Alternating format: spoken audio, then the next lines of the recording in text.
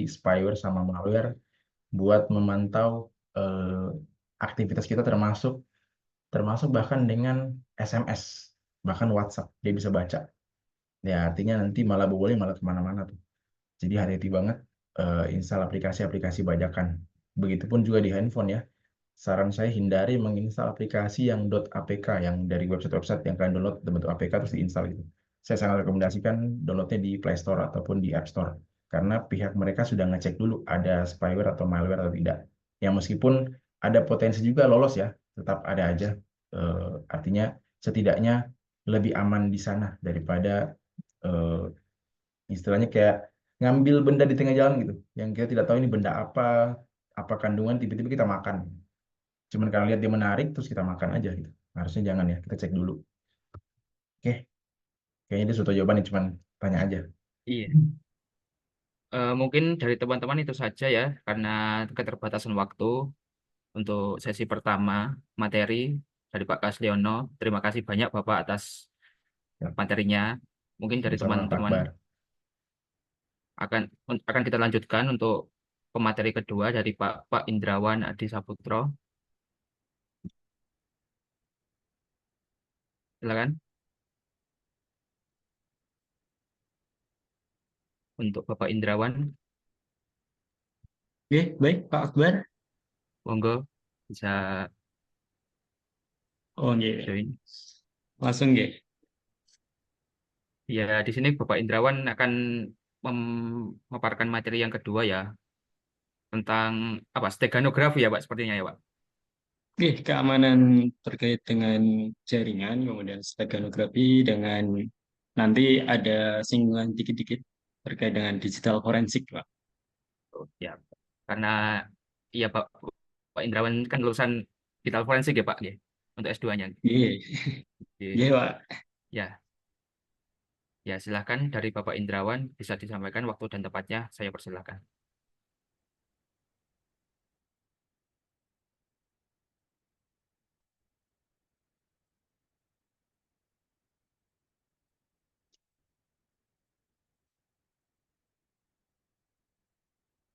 Mohon izin, Pak, sudah kelihatan untuk slide-nya? Sudah Bapak. Baik. Bismillahirrahmanirrahim. Assalamualaikum warahmatullahi wabarakatuh. Waalaikumsalam warahmatullahi wabarakatuh. Waalaikumsalam. Gimana kabarnya mahasiswa dari Universitas Jember ini? Sehat-sehat semua, nggih? Alhamdulillah sehat Langsung Bapak. saja Sehat, untuk Pak. Sehat. materi saya, yaitu terkait dengan network security, yaitu tentang keamanan jaringan. Walaupun sudah disampaikan beberapa hal terkait dengan tadi, terkait dengan keamanan juga sudah disampaikan Pak Kas Liono. Di sini saya ingin melengkapi beberapa hal yang belum ada tadi.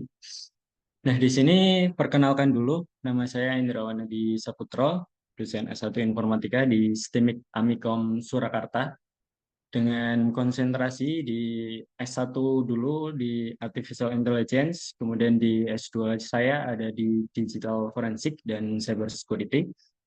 Kemudian saat ini saya sebagai staf LPPM, yaitu yang mengurusi tentang penelitian dan pengabdian, kemudian sebagai editorial jurnal di IT Cida dan Semenasa. Kemudian untuk pengalaman, sempat di tahun 2019 sebagai operator situng, kemudian pengajar TU Grup 2 Kopassus 4 di tahun 2020 terkait dengan digital forensik, kemudian mengikuti kurs autopsi, kemudian ada content writer, kemudian ada CEHV terkait dengan sertifikat kompetensi dan CEH. Nah, di sini ada beberapa penelitian yang terkait dengan digital forensik dan keamanan.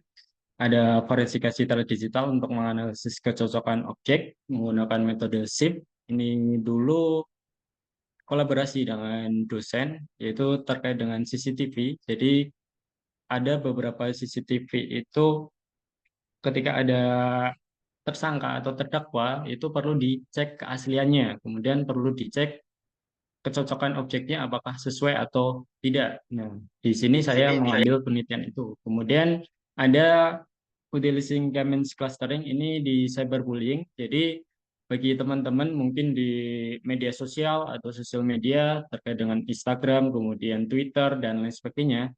Nah, di situ pasti akan muncul bullying atau yang disebut dengan cyberbullying. Nah, di sini saya mendeteksi cyberbullying itu untuk komentarnya apakah masuk di cyberbullying atau tidak.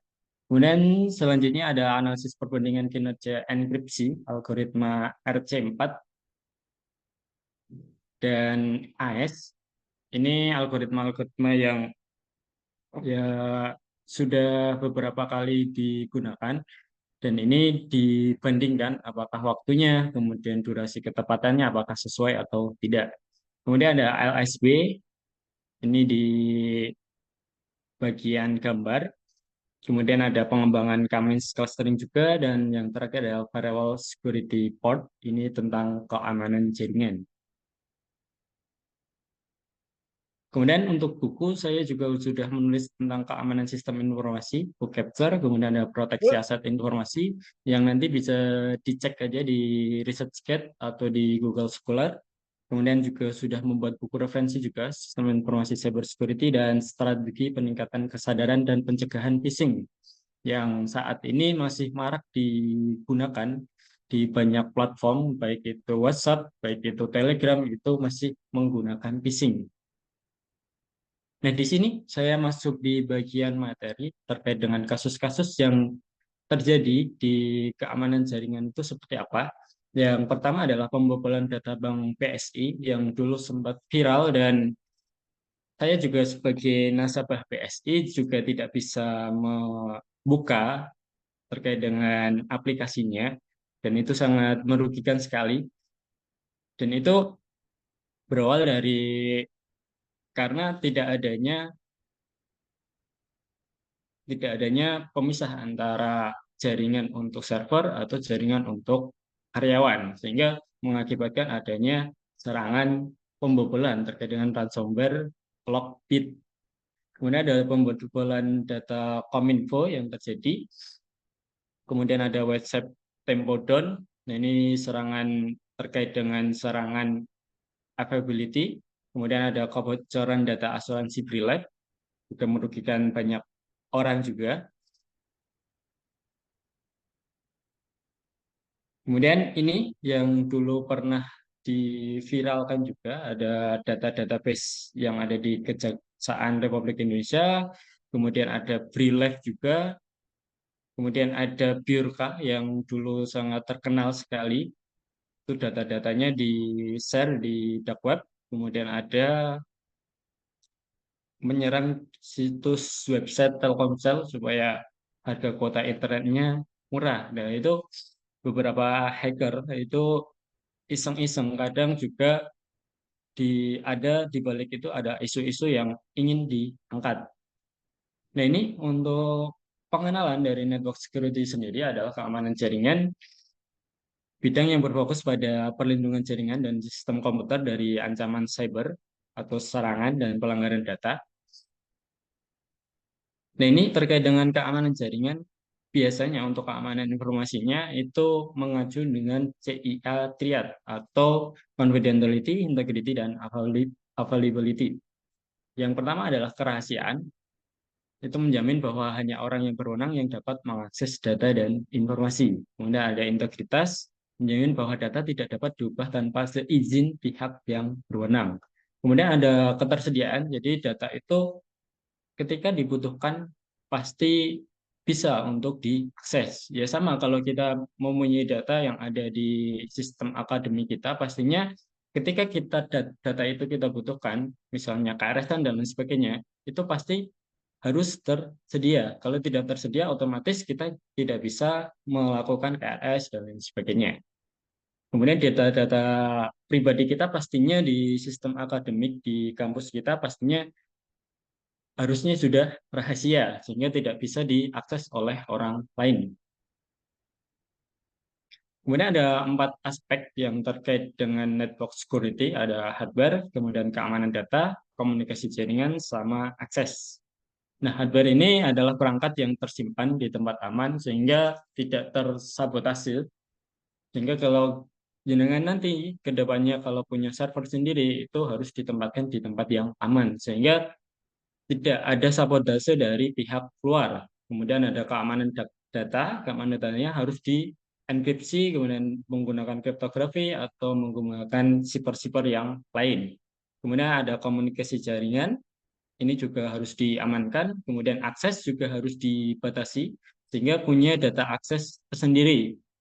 Sehingga ketika jenengan nanti mungkin punya perusahaan atau lainnya, harus ada hak aksesnya di situ, hak akses untuk masuk ke server siapa, kemudian hak akses untuk menggunakan jaringan server siapa, kemudian hak akses untuk karyawan itu diberikan sampai ke tahap mana, itu perlu diberikan hak aksesnya.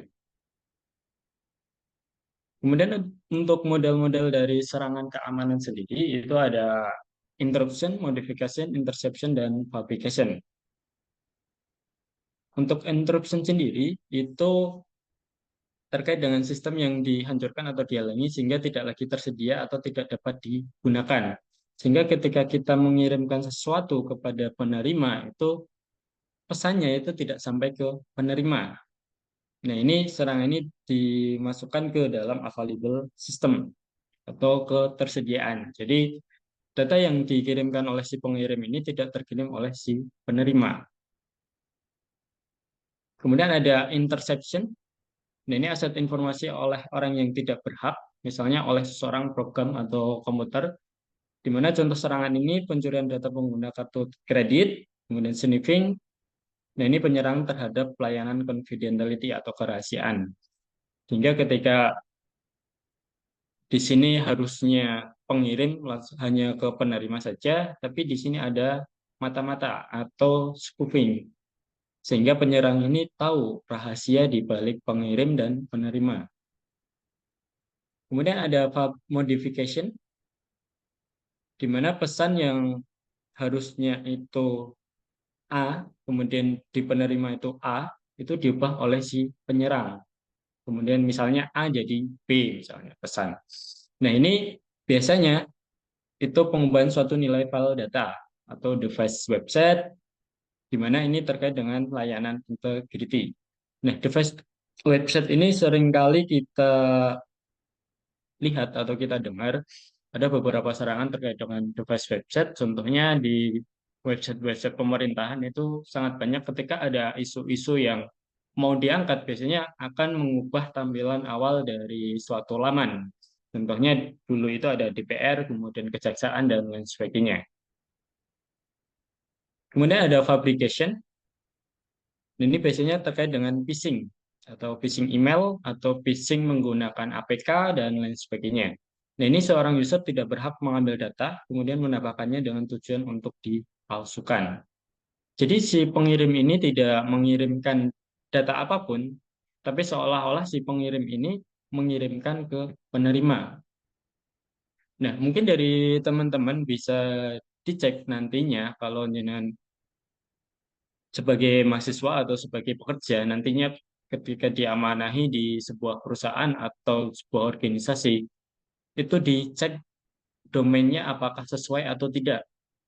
Misalnya @gmail.com, kemudian ada @xyz.com. Kadang kita hanya melihat namanya aja tapi tidak melihat belakangnya atau domainnya, sehingga banyak phishing-phishing berterbaran itu, dan itu bekerja atau work karena dari sisi penggunanya itu tidak memperhatikan hal-hal yang kecil.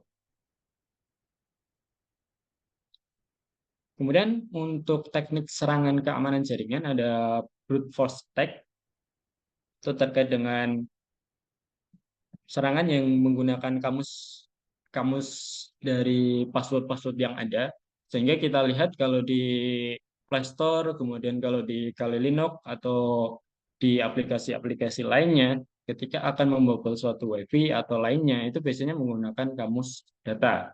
Kemudian ketika juga akan membobol misalnya username atau password dari misalnya dari server atau lainnya, itu juga menggunakan brute force attack ini. Sehingga ketika kamusnya itu atau dictionary-nya itu benar, itu otomatis akan akan berhasil serangannya. Kemudian ada DOS, denial of service, terkadang dari website kita menjadi down. Kemudian ada smooth attack. Smooth attack itu aliran yang dialirkan ke jaringan, itu berisi file sampah. Kemudian ada ping of date, hampir sama dengan denial of service. Jadi untuk ping of date ini beberapa beberapa pesan itu dikirimkan banyak ke server sehingga mengakibatkan server itu down. Kemudian ada stream attack, yaitu banyak jumlah paket yang dikirim ke port-port tertentu. Kemudian ada spoofing, kemudian ada man in the middle attack, biasanya di tengah-tengah itu ada komunikasi yang bocor.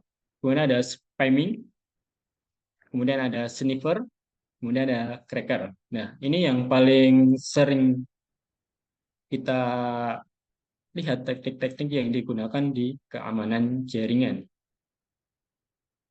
Kemudian di sini juga saya akan menyampaikan terkait dengan kriptografi. Jadi kriptografi itu salah satu alat yang bisa digunakan untuk mengamankan suatu password, kemudian suatu data, dan lain sebagainya.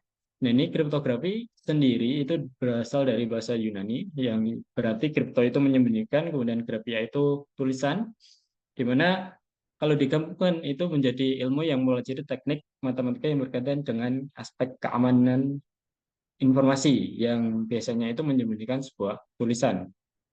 Nah, sejarah dari kriptografi itu sudah ada sekitar tahun 400 sebelum Masehi. Jadi sudah lama sekali dari orang-orang yang zaman dulu itu sudah aware terhadap keamanan sebuah informasi. Nah, sekarang ini harusnya kita juga harusnya lebih aware lagi terhadap keamanan informasi yang ada di dalam diri kita. Contohnya KTP, kemudian data-data sensitif kita itu harusnya lebih diamankan lagi. Jangan sampai kita berikan secara cuma-cuma kepada pihak-pihak yang tidak bertanggung jawab. Sehingga ada beberapa kasus di mana keamanan datanya atau data-data sensitifnya itu digunakan untuk hal-hal yang kurang baik. Contohnya ada pinjol dan lain sebagainya. Nah, cara kerja dari kriptografi sendiri ada enkripsi dan dekripsi. Dari plain text atau teks yang biasa, kemudian dienkripsikan menjadi ciphertext. Teks yang dibuat sudah menjadi teks yang unik, kemudian dideskripsikan menjadi plain text. Nah, ini kurang lebih hampir sama pada cara kerja yang ada di email. Nah, ini public key cryptography. Ini misalnya pesannya Bob stop trying to make things happen, Alice. Kemudian di sini ciphertext-nya itu sudah unik, sehingga tidak bisa mudah untuk dibaca. Membacanya harus mempunyai kuncinya. Kemudian didekrypt menjadi Bob stop trying to make things happen, Alice. Nah, ini plain text-nya, sehingga sama kalau punya kuncinya. Kemudian untuk tools-toolsnya, untuk kriptografi sendiri ada crypto ini, kemudian ada 5 hash generator, kemudian ada DevPlan, ini untuk RSA-nya. Nanti kita akan praktekkan di akhir sesi. Kemudian ada steganografi. Steganografi itu juga sama, yaitu menyembunyikan sebuah tulisan, tapi tekniknya itu berbeda dengan kriptografi. Kalau kriptografi itu sifatnya itu lebih merusak, sehingga dari kata-kata yang biasa tadi itu menjadi lebih unik, dan itu tidak bisa dibaca. Berbeda dengan steganografi, ini lebih ke gambar atau itu nanti hampir sama, jadi tidak merusak.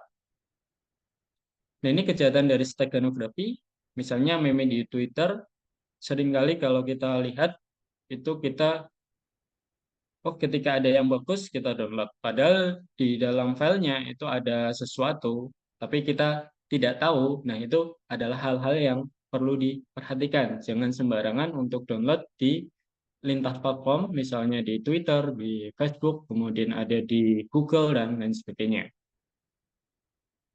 Kemudian untuk contoh-contoh dari steganografi sendiri, ini contoh-contoh yang tempo dulu, menggunakan lilin sama perasan jeruk, kemudian ada lighting untuk pen light Jadi menyala ketika di kegelapan. Kemudian di sini ada menyimpan informasi ketika rambutnya itu dibotakin terlebih dahulu, kemudian setelah tumbuh nanti baru mengirimkan informasi. Ini orang-orang yang zaman dulu menggunakan atau mengamankan informasi melalui teknik ini. Kemudian untuk sekarang itu citra asli, kemudian disisipkan tag, kemudian di sini juga sama hasilnya. Sehingga tidak merubah apapun yang ada di gambar ini. Walaupun secara pixel kalau kita lihat itu pasti ada perubahannya. Cuman kalau secara kasat mata kita lihat itu pasti ada kesamaan. Nah, cara kerja steganografi ini ada pesannya. Kemudian di sini ada embedding atau suatu wadah yang bisa digunakan untuk menyimpan pesannya. Kemudian menjadi stega objek. Kemudian di sini di embed lagi menjadi pesan yang nantinya bisa dibaca.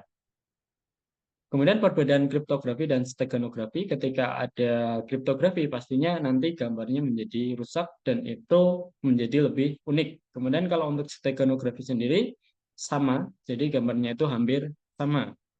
Cuman kalau kita teliti lagi bagian pixel-pixelnya itu pasti ada perbedaan. Walaupun perbedaan itu tidak terlalu mencolok sehingga untuk secara sekilas itu tidak kelihatan perbedaannya. Nah, ini nanti kita coba praktekkan untuk F3 Imager dan di sini ada steganografi juga, tapi secara online. Untuk F3 Imager sendiri untuk melihat apakah di situ hash-nya itu sudah benar apa belum. Nah, biasanya website-website yang sudah besar, kemudian sudah aware terhadap keamanan informasi, itu ketika kita download itu udah ada yang namanya MD5 hash-nya, kemudian SHA-nya. Di situ kita lihat, kita cocokkan. Kalau sesuai berarti itu tidak ada perubahan ketika kita download.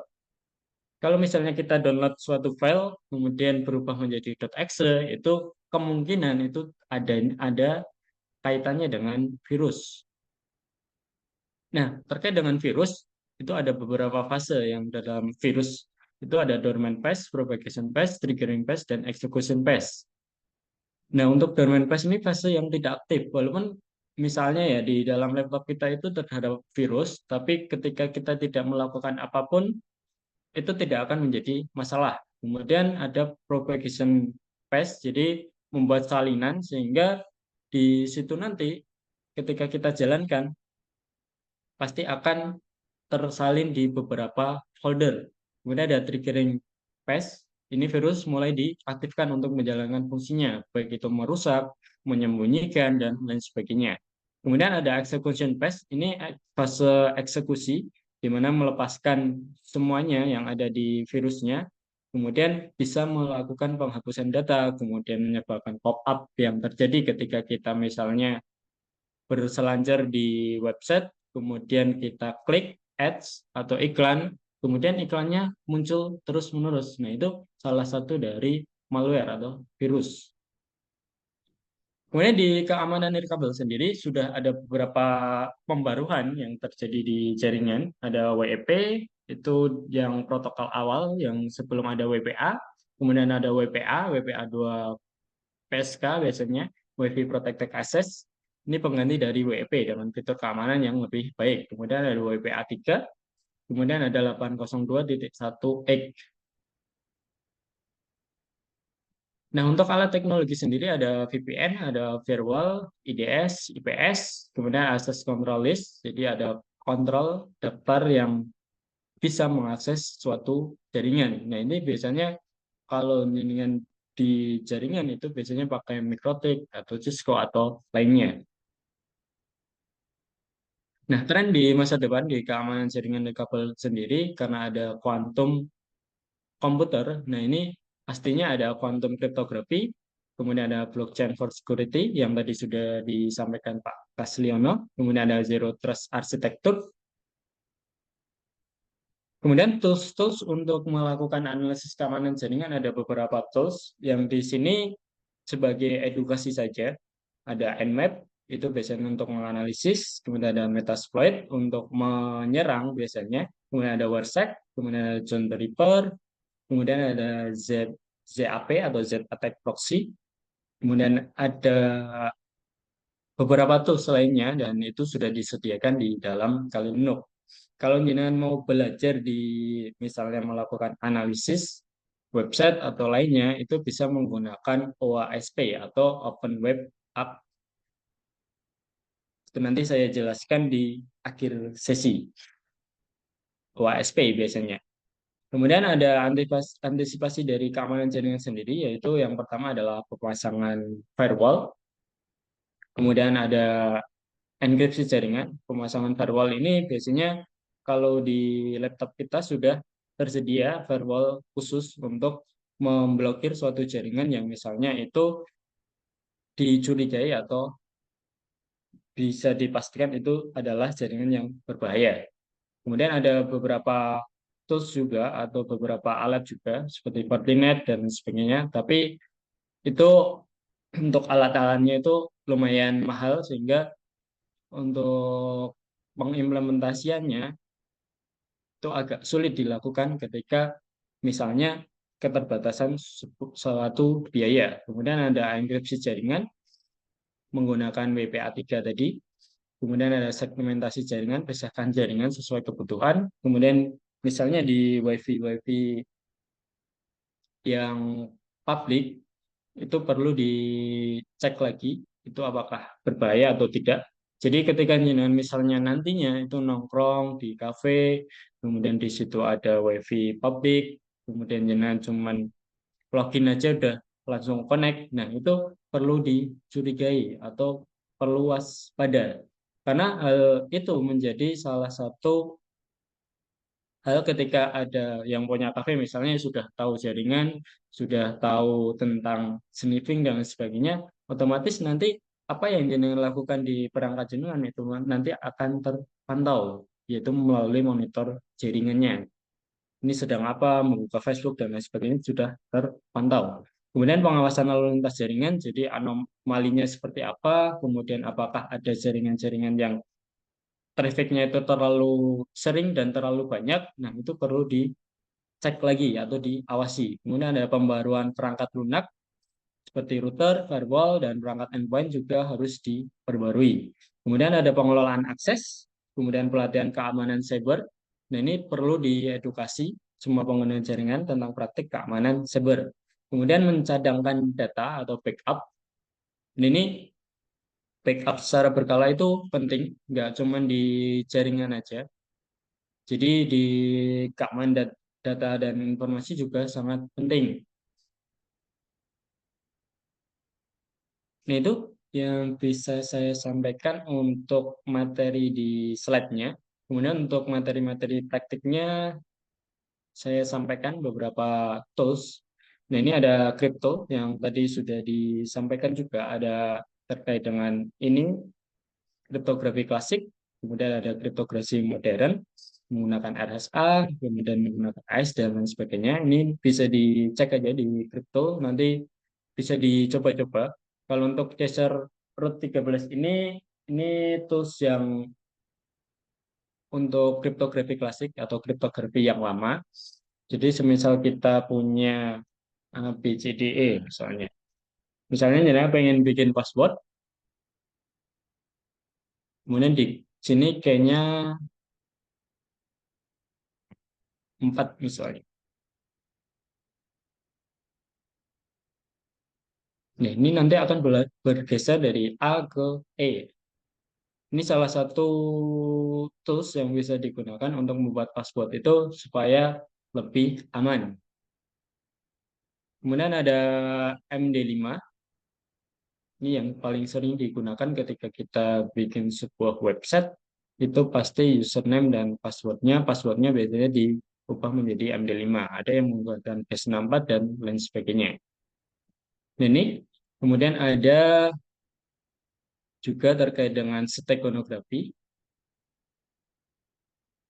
Nah, ini tadi sudah saya sisipkan pesannya. Belajar keamanan jaringan itu mudah, misalnya ya.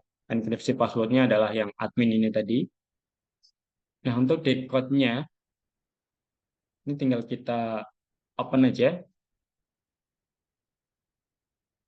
Nah, di sini nanti akan terlihat script musiknya sama, yaitu belajar keamanan jaringan itu mudah. Ini, ini salah satu tools yang bisa jenengan gunakan ketika misalnya jenengan punya suatu data penting dalam bentuk gambar, kemudian jenengan pengen menyembunyikan pesannya di situ, itu bisa gunakan tools ini atau steganografi ini. Di slide sudah ada sumbernya. Kemudian terkait dengan digital forensik, yaitu tentang forensik digital, itu sekarang ini di negara kita sudah ada undang-undang yang dengan UU ITE. Jadi dari UU ITE ini harusnya kita mulai berhati-hati ketika menggunakan sosial media atau menggunakan media online, misalnya website atau lain sebagainya.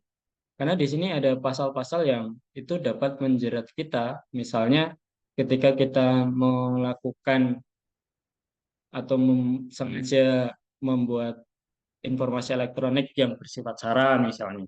Itu juga akan kena kasus UU ITE. Walaupun sudah kita hapus, itu juga masih kelihatan di archive.org. Nah, ini ada di archive.org.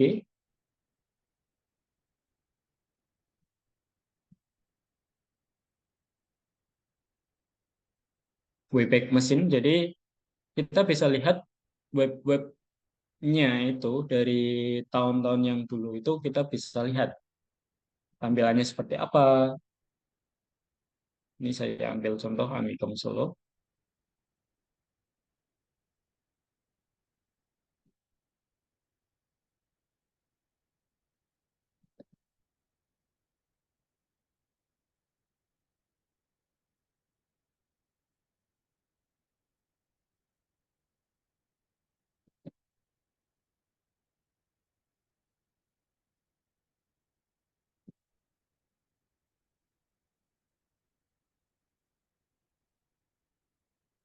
Ini nanti kita bisa lihat dari story-story yang ada di Amikom Solo, itu nanti kelihatan.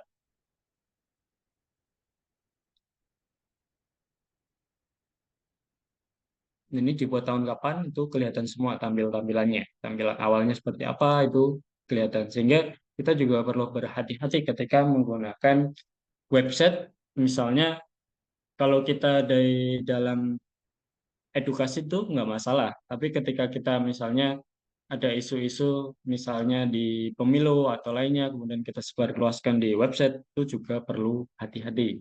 Nah, ini tampilan awalnya di tahun 2019.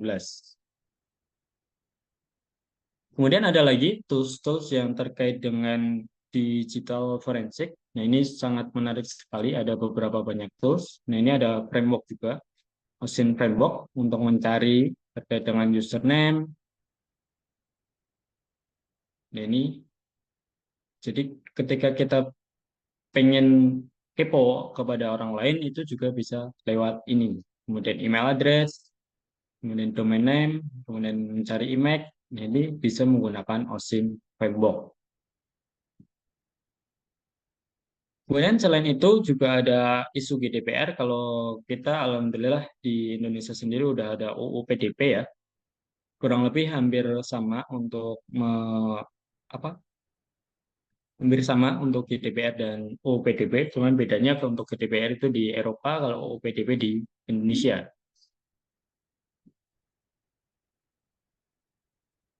Kemudian di sini juga ada kaitannya terkait dengan misalnya dengan share informasi terkait dengan foto atau data pribadi jenengan di sosial media.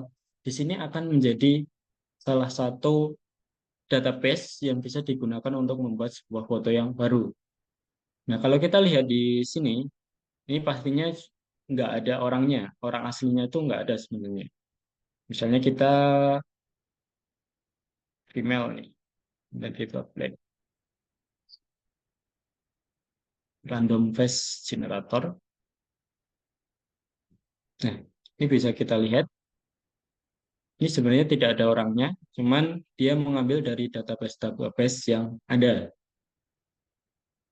Kemudian tadi sudah saya jelaskan terkait dengan FTK ya, FTK.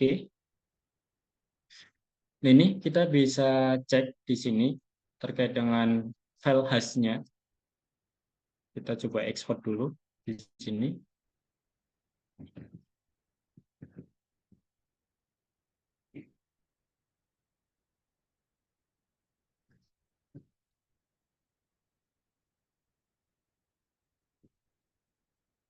Sudah ada di Excel-nya. Kita share lagi. Nah, ini kita bisa lihat MD5 SHA-1-nya seperti ini. Jadi ketika jenengan mendownload suatu file atau suatu aplikasi yang itu misalnya legal di website resmi, itu biasanya sudah ada MD5 dan SHA-1-nya. Ketika sudah cocok, berarti file itu siap jenengan gunakan untuk instalasinya. Kemudian selain itu juga bisa terkait dengan analisis jaringan, itu bisa menggunakan WhatsApp.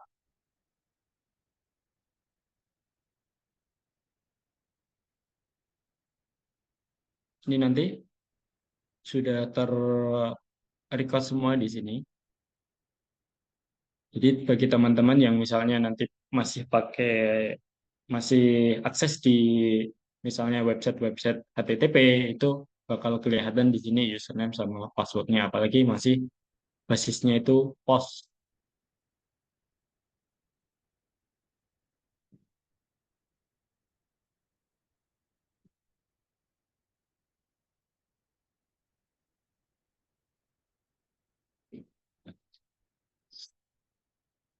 Nah, mungkin itu untuk materi yang bisa saya sampaikan, Pak Akbar, terkait dengan steganography, kriptografi, dan digital forensik. Oke, terima kasih Bapak Indrawan. Materinya sangat menarik sekali ya dan informatif sekali. Jadi kita langsung saja yang memasuki sesi tanya jawab yang kedua. Silakan bagi peserta yang ingin bertanya menuliskan pertanyaannya di kolom chat kembali atau menggunakan fitur raise hand. Monggo silakan yang ingin bertanya.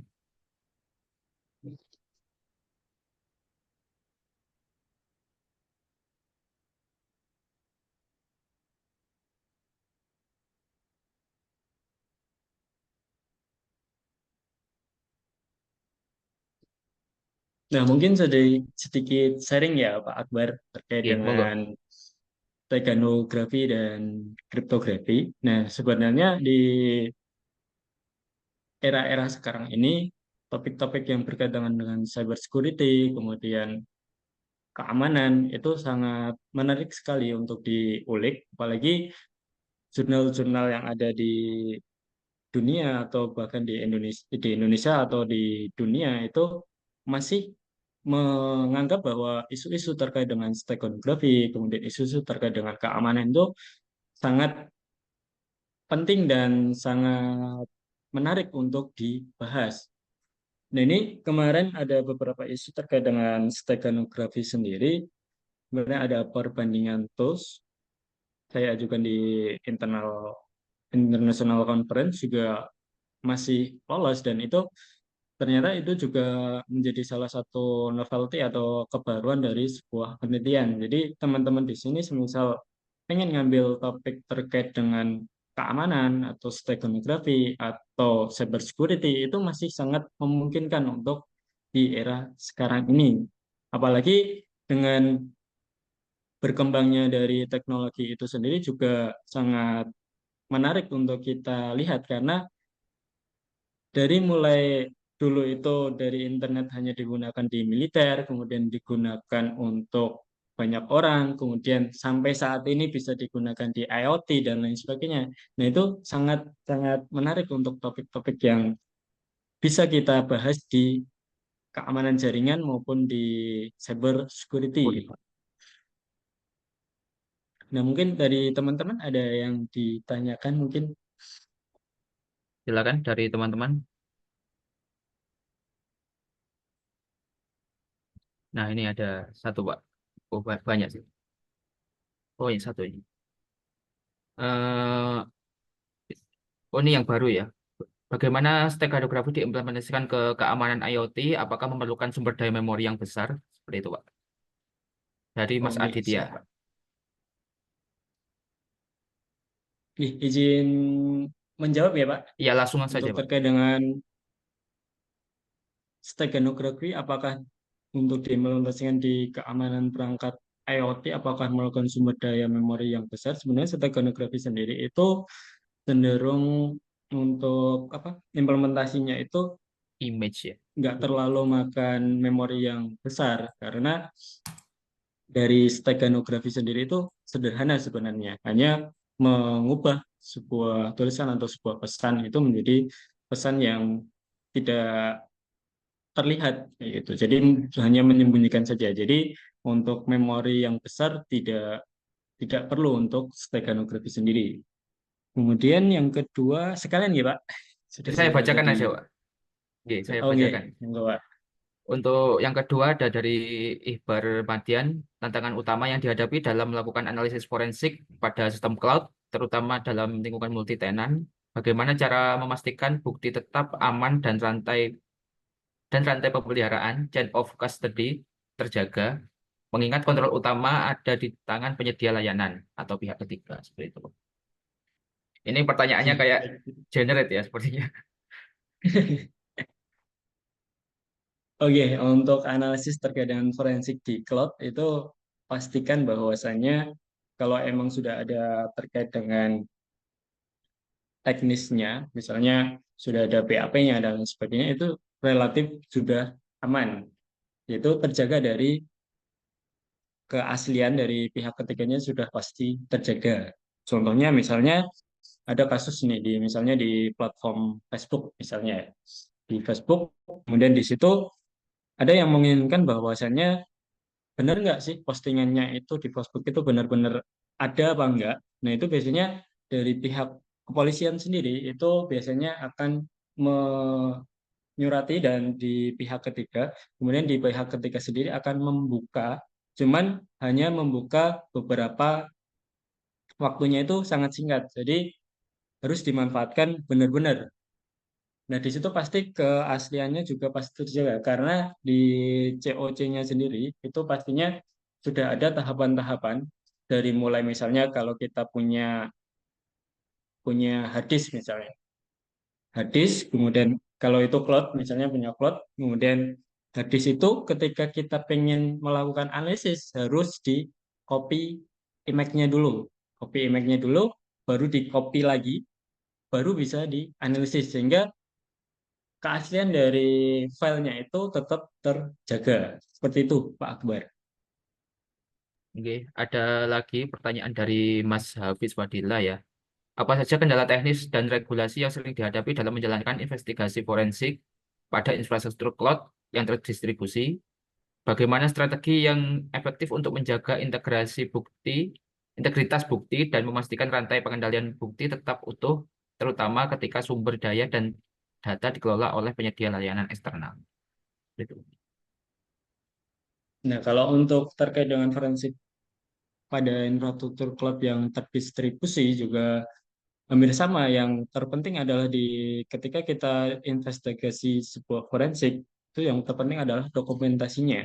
Jadi ketika dokumentasinya kita sudah oke, itu pastinya terkait dengan integritas-integritas bukti itu akan terjaga. Sehingga yang paling penting di forensik di cloud itu adalah dokumentasinya. Dokumentasi pada saat pengambilan informasi atau buktinya, kemudian dokumentasi pada saat analisis. Nah, itu perlu dilakukan terkait dengan dokumentasinya harus lengkap sehingga keter apa sehingga integritas dari sebuah bukti itu akan terjaga. Seperti itu, Pak Akbar. Oke, ada lagi ini dari Liwaun ya. Sebenarnya sangat tertarik sekali dia ini. Soalnya tadi kan juga tanya di sesi satu ya. Saya tertarik akan cybersecurity, tetapi saya masih bingung saya akan menggeluti Red Team, Blue Team, atau DG4.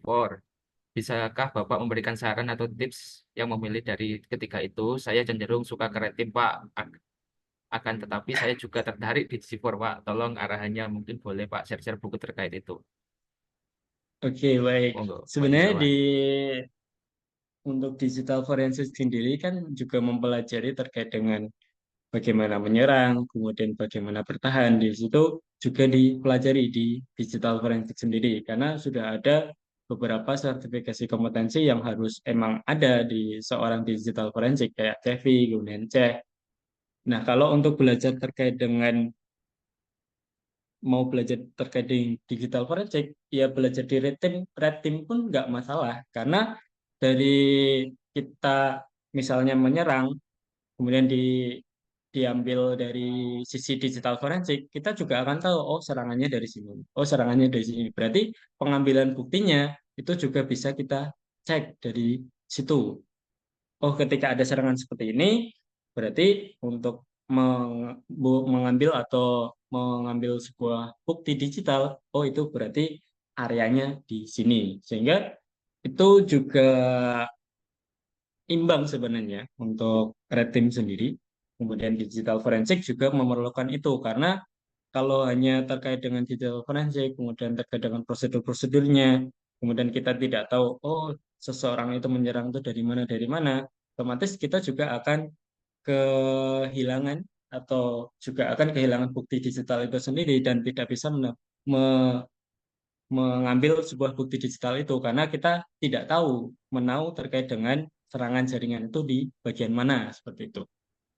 Nah, itu Kemudian untuk buku terkait hal itu bisa mempelajari untuk CEH itu, kemudian ada CEHP, kemudian kalau untuk Red Team sendiri bisa menggunakan Kali Linux, itu juga sudah ada tools-toolsnya, kita tinggal observasi aja di situ. Seperti sepertinya itu ini Pak Akbar. Pak Pak Yan juga nge-share ini Pak, ada buku referensinya di chat. Oke Pak Ya, Yanuar. seperti itu. Mungkin dari kawan-kawan ada yang tanyakan lagi, silakan. Oh, ini ada lagi dari Putri Eka Wardani. Saya ingin bertanya Pak, apa saja tantangan terkait forensik pada lingkungan IoT?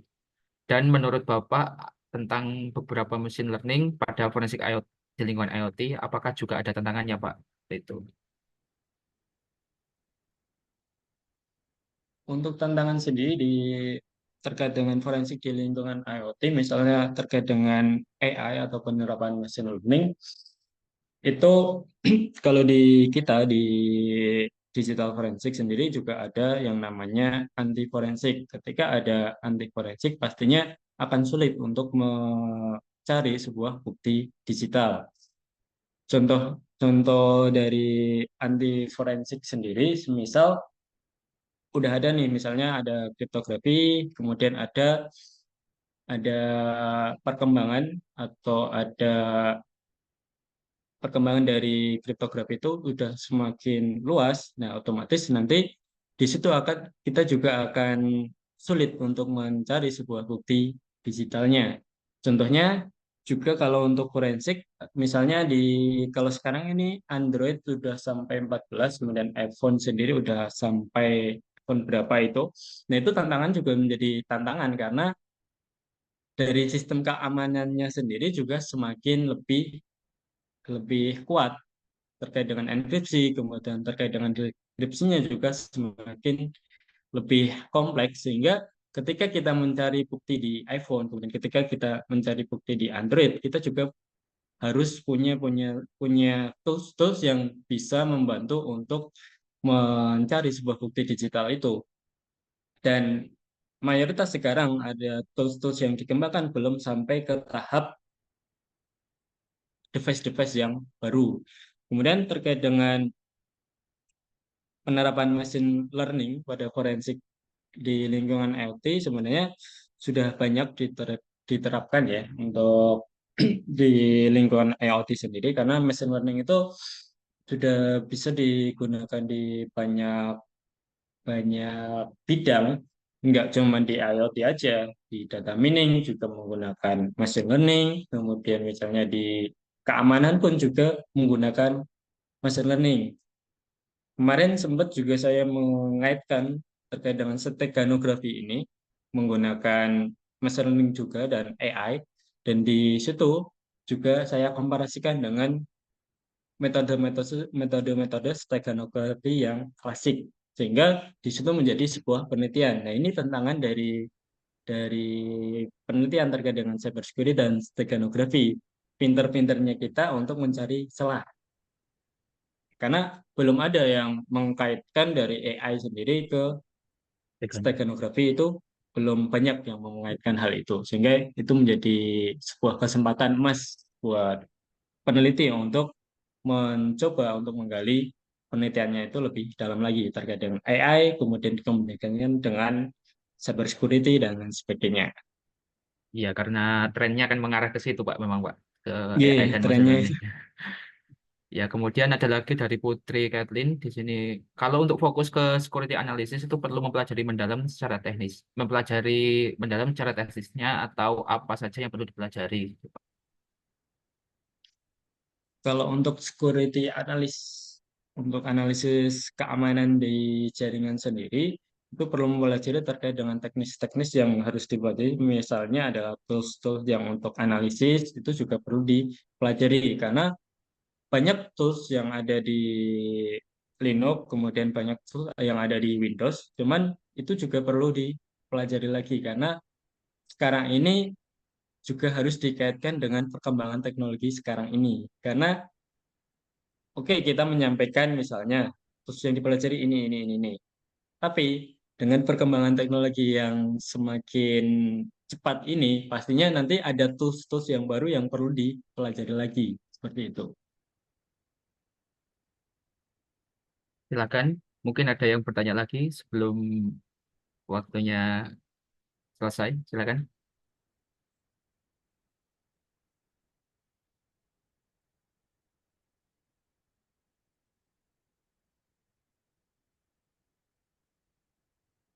Sepertinya tidak Nah, ada mungkin lagi. sembari sembari menunggu dari pertanyaan, saya izin Oke, untuk memberikan informasi, boleh nggak, Pak? Jadi oke, sudah monggo, izin, Pak monggo, Pak. Januar.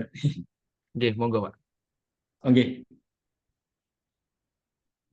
ini terkait dengan penelitian juga sih sebenarnya. Jadi dari teman-teman misalnya pengen latihan terkait dengan pembuatan jurnal atau lainnya, bisa dikirimkan jurnalnya itu bisa di Semnasa ini. Jadi kita punya seminar nasional. Jadi itu rangkaiannya itu ada ethic competition, kemudian juga ada terkait dengan penerimaan calling for paper.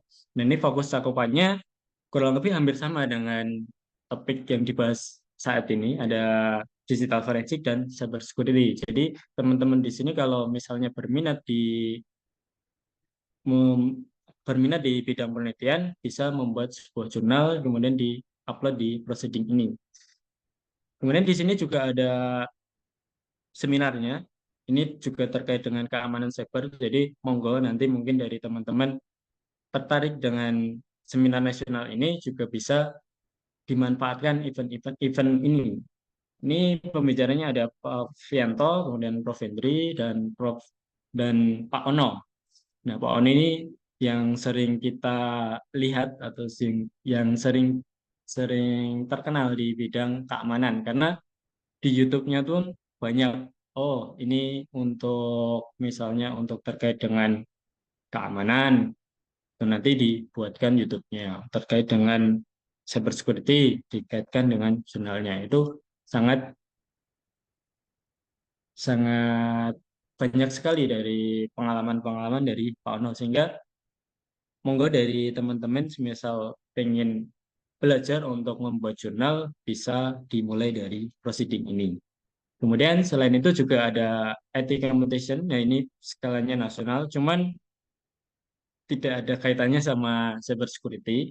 Cuman monggo kalau misalnya ini masih ada waktu sampai 9 November, kalau misalnya teman-teman mau daftar, silahkan.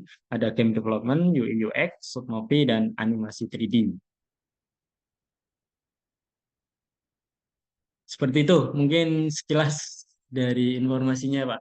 Izin menginformasikan, Pak. Oke, terima kasih Bapak Indrawan.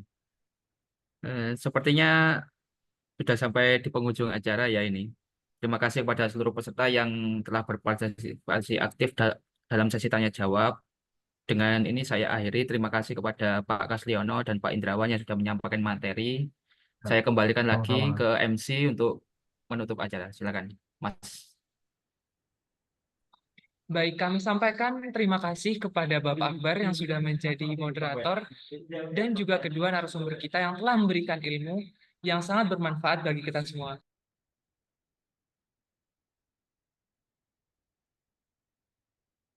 Sesi selanjutnya adalah sesi presensi dan dokumentasi.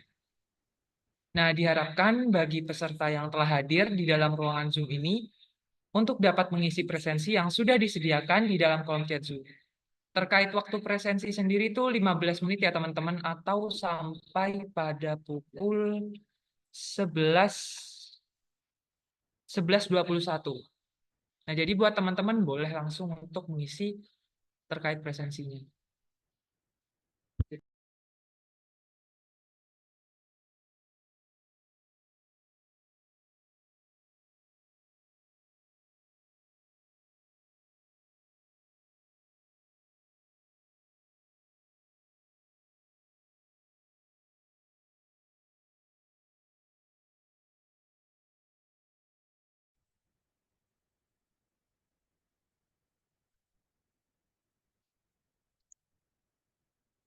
Terima kasih Pak Kasliono, Pak Indrawan, Adi, Pak Akbar, teman-teman semuanya.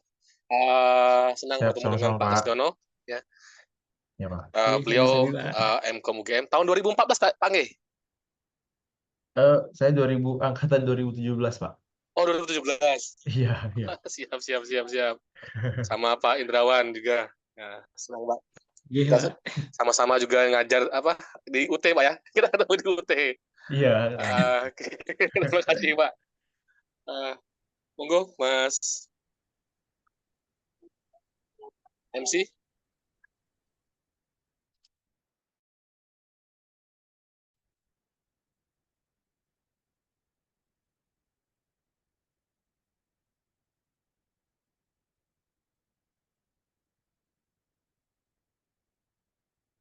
Oh ya, mungkin buat teman-teman yang masih belum presensi, mungkin bisa segera untuk melakukan presensi ya. Dikarenakan habis ini mungkin beberapa menit lagi mungkin kita akan melakukan dokumentasi ya teman-teman.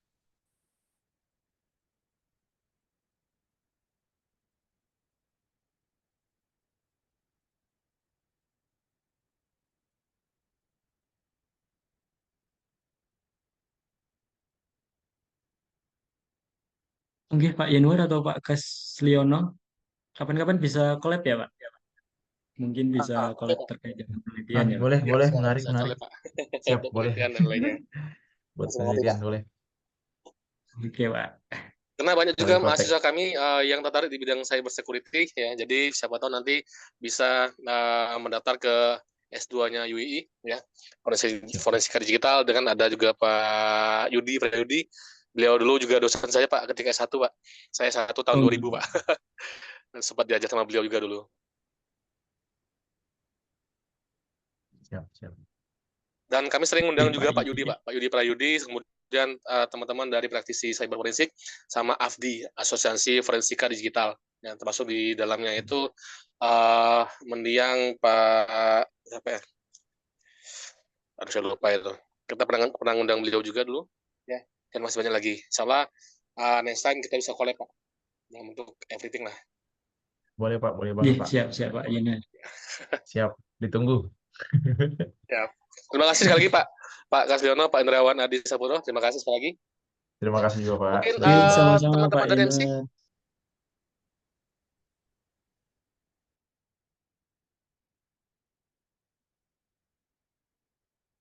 Baik, dikarenakan udah 5 menit juga ya. Tapi untuk absennya tetap dibuka ya teman-teman. Dan mungkin bisa kita lanjutkan untuk sesi dokumentasi. Nah, kira-kira buat panitia yang bertugas, apakah sudah siap?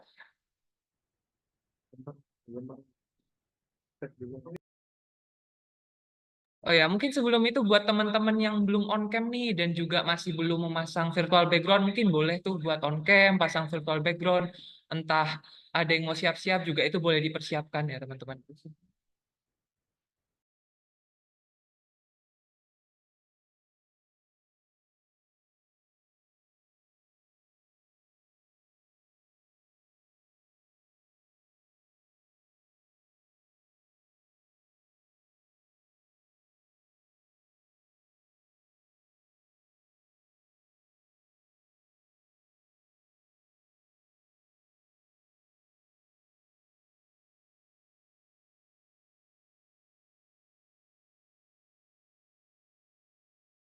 Nah, mungkin buat teman-teman boleh reaction nih yang kira-kira udah siap buat foto. Yuk reaction teman-teman.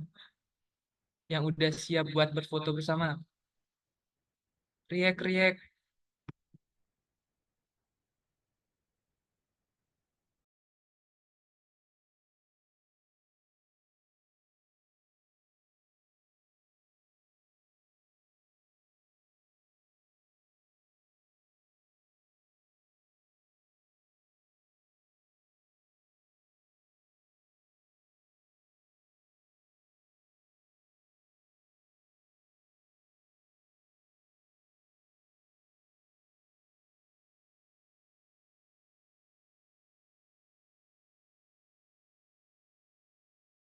Oke, dikarenakan dari para peserta juga udah siap, panitia udah siap, mungkin bakal aku hitung ya.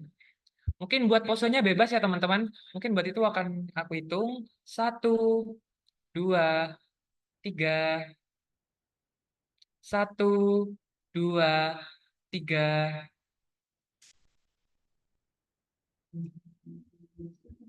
Sekali lagi ya teman-teman. Mungkin untuk selanjutnya C ya teman-teman, cyber. Oke, yuk. 1, 2, 3. Oke. Apakah aman kakak panitia?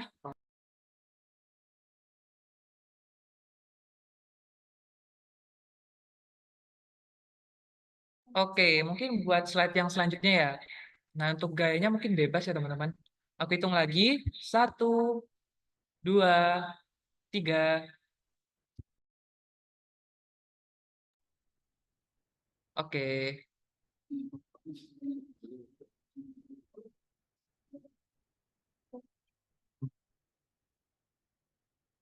Baik, dikarenakan sesi presensi dan dokumentasi juga telah selesai, dari kami juga ingin mengucapkan terima kasih kepada seluruh peserta, kepada moderator, dan juga kepada pemateri yang sudah berpartisipasi aktif dalam acara Masa Depan Keamanan Jaringan dan Kabel Tren dan Teknologi Terbaru. Semoga apa yang kita dapatkan pada hari ini itu bisa menambah wawasan kita dalam memahami tren, teknologi terbaru di bidang keamanan jaringan nirkabel, khususnya pada era yang serba digital saat ini. Mungkin sekian kegiatan webinar cybersecurity hari ini. Kami dari panitia ingin mengucapkan permohonan maaf apabila terdapat kekurangan selama acara berlangsung, dan semoga kita semua dapat bertemu kembali di acara-acara bermanfaat lainnya. Akhir kata, saya Ifran Raffi selaku MC pamit undur diri. Terima kasih, tetap jaga kesehatan, dan sampai jumpa di kesempatan berikutnya. Selamat melanjutkan aktivitas, selamat siang, dan wassalamualaikum warahmatullahi wabarakatuh. Waalaikumsalam. Waalaikumsalam warahmatullahi warahmatullahi wabarakatuh. Terima kasih. Terima kasih. Terima kasih No, Pak Pak Yaman. Indrawan, nggih. Matur Terima suwun. Terima kasih kasih, semuanya Pak. teman-teman Semuanya, Pak terima kasih. Yanuar, Pak Terima Akbar. kasih, Bapak. Terima kasih. Sama Pak. Terima kasih. Terima kasih, Terima kasih Bapak. banyak Pak. Ya. Terima kasih Terima banyak kasih Pak. semuanya. Terima kasih Bapak. Terima kasih.